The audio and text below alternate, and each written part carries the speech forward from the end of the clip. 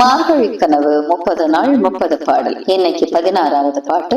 நாயகனாய் நின்ற நந்தகோபன். நாயகனாய் நின்ற நந்தகோபனுடைய கோவில் காப்பானே, கொடி தோன்றும் தோரண வாயில் காப்பானே, மணிக்கதவம் தாழ்த்திறவாய்.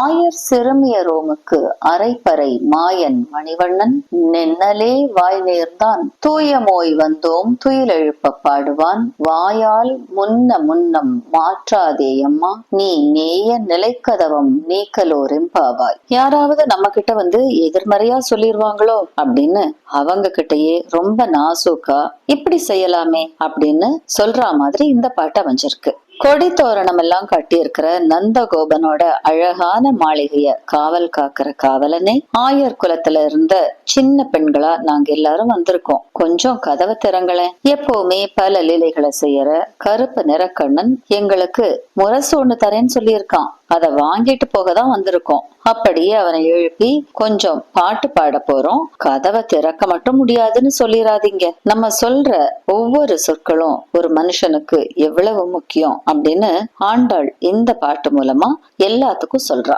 இனி நாளைக்கு அடுத்த பாட்டோட வந்து நான் உங்களை சந்திக்கிறேன்.